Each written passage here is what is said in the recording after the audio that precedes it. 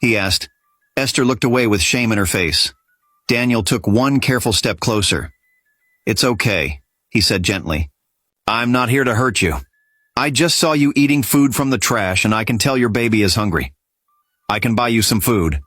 Esther's lips trembled. She shook her head quickly, almost in panic.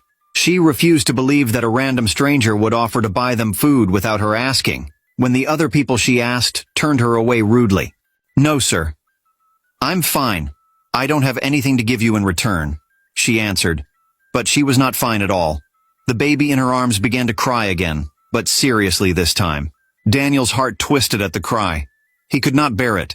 He placed a hand on his chest as he bent down. "Please," he said softly, as if he was almost begging her. "Let me help you. Just tonight. For the sake of this baby." Esther wasn't sure what to do. Her heart told her not to trust. Too many people had hurt her before. Too many had laughed at her pain. But then she looked down at her baby.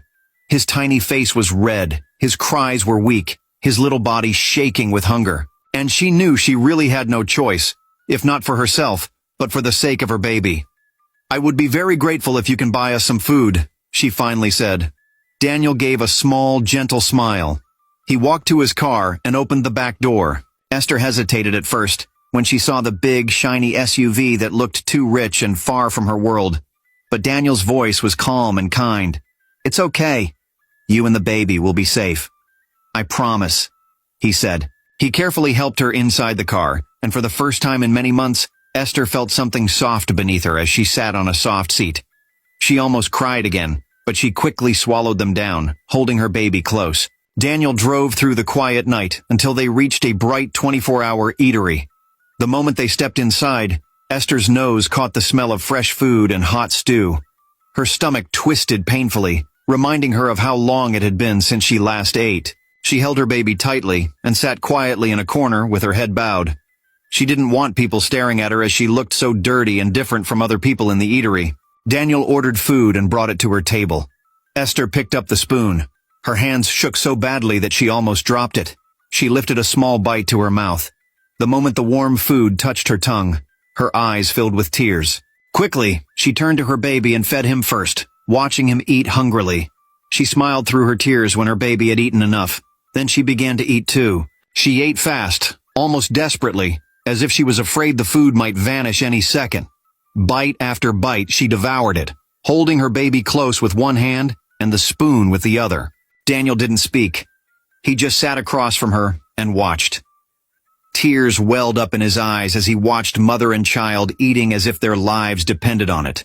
He had seen struggling people and hunger before, but this was unlike anything he had ever witnessed. Daniel watched her closely as she ate the last spoon of food in the plate. Her face was tired and her hair was messy, but there was something about her that was calm, pure, and different. Finally, he cleared his throat softly when she had rested for a while. "What's your name?" he asked. Esther looked at him with gratitude. "My name is Esther," she said in a low voice. Daniel smiled at her. "It's a beautiful name," he said, hoping to make her smile. Then he asked again, "Do you have anywhere to stay tonight?" She looked down at her baby and took a deep breath before answering. "No, sir," she whispered. Daniel leaned back in his seat and thought for a moment. Then he stood up suddenly and said, "Come with me." Esther looked confused. "I can't leave you out on the street," Daniel said gently. "You and your baby can spend the night at my house. It's safe." Esther's mouth opened, but no words came out. Was this man serious? She asked herself. Her heart raced. She had met kind strangers before, but never a kindness that went this far. She wasn't sure, but something about Daniel made her feel safe.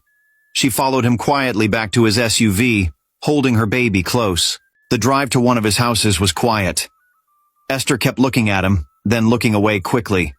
She didn't know if she should trust him, but her heart told her this man meant no harm. Soon, they stopped in front of a big, beautiful house in the city. The compound was very beautiful, and the gate opened automatically. Esther's eyes widened. She had never seen a house this big before.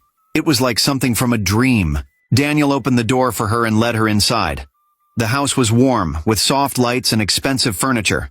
Esther stood still at the entrance, afraid to step in. "It's okay," Daniel said gently. You can sleep here with your child tonight." Esther suddenly fell on her knees, holding her baby tightly, and began to cry. "Thank you, sir. God bless you. No one has ever helped me like this," she said as tears rolled down freely from her eyes. Daniel bent slightly and touched her shoulder. "It's okay, Esther. You don't have to thank me. You're safe here." He showed her a clean guest room with a soft bed. He gave her a blanket and a bottle of water. "I'll let you rest now," Daniel said quietly. "If you need anything, there's a button on the wall that will call one of the staff. Good night." And with that, he left the room, closing the door gently behind him. Esther stood still for a moment, then slowly walked to the bed. She placed her baby gently on the soft mattress and looked around the room. The curtains were beautiful, and it all felt unreal. Tears filled her eyes again. She lay down beside her baby but couldn't sleep. Her mind kept going back to the man who had done all this for her. He didn't ask her for anything. He didn't mock her. He just helped her. Who was he? Why was he so kind? As all these questions ran through her mind, her eyes slowly closed, and she fell into the deepest sleep she's had in months. When Esther woke up the next morning, she didn't know where she was. Then she looked around and remembered what had happened the night before. The man, the food, and the house. She quickly sat up and picked up her baby just as she heard a knock on the door. The door opened slowly, and Daniel stepped inside, dressed neatly as if he had been up for hours. Behind him came a gentle-looking older man carrying a medical bag. "Good morning, Esther," Daniel said with a kind smile. "I brought my doctor to check you and your baby. I just want to make sure you're both healthy. I hope you and your baby have had a bath." Esther couldn't believe her eyes. It all felt like a dream. You brought a doctor? For us?" she asked, trembling. Daniel nodded. "Yes. Please don't worry. He's very good. It won't take long." Esther started crying once again. No one had ever cared for her this way before. The doctor checked on the both of them and gave them some vitamin drugs. When the doctor left, Daniel's staff brought a tray with hot breakfast and food for the baby. Esther could barely speak as she ate. She watched in disbelief as David brought out a small bag of new clothes for her and her baby. Only one question stayed on her mind. Why was this man doing all this? When she had finished eating, Daniel sat down across from her. He watched her carefully, as though he wanted to choose the right words. Finally, he said quietly, "Esther, will you tell me what happened?